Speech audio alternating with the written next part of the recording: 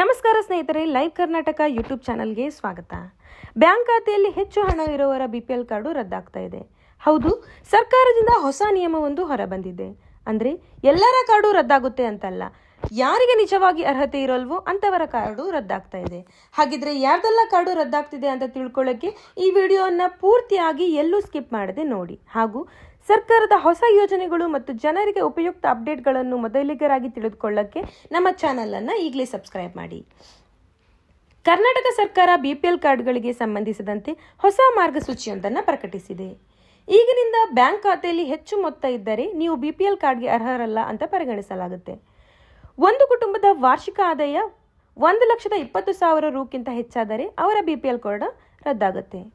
GST ಪಾವತಿಸುವವರು, ಆದಾಯ ತೆರಿಗೆ ಫೈಲ್ ಮಾಡುವವರು ಅಥವಾ ಹೊರ ರಾಜ್ಯದಲ್ಲಿ ಪಡಿತರ ಚೀಟಿಯನ್ನು ಹೊಂದಿರುವವರು ಇವರ BPL ಕಾರ್ಡ್ ಕೂಡ ರದ್ದಾಗುತ್ತೆ.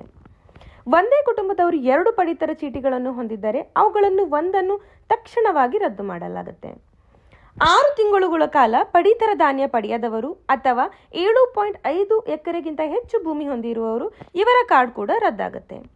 ಸರ್ಕಾರದ ಉದ್ದೇಶ ಸ್ಪಷ್ಟ: ನಿಜವಾದ ಬಡ ಕುಟುಂಬಗಳಿಗೆ ಮಾತ್ರ BPL ಸೌಲಭ್ಯ ದೊರೆಯಬೇಕು.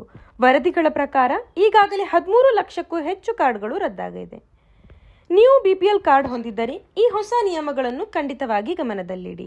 ಹೆಚ್ಚಿನ ಸರ್ಕಾರದ ಅಪ್ಡೇಟ್ಗಳನ್ನು ಮತ್ತು ಜನಹಿತದ ಮಾಹಿತಿಗಳಿಗಾಗಿ ನಮ್ಮ ಚಾನಲನ್ನು ಸಬ್ಸ್ಕ್ರೈಬ್ ಮಾಡಿ, ಲೈಕ್ ಮಾಡಿ ಮತ್ತು ನಿಮ್ಮ ಅಭಿಪ್ರಾಯವನ್ನು ಕಮೆಂಟ್ನಲ್ಲಿ ಹಂಚಿಕೊಳ್ಳಿ.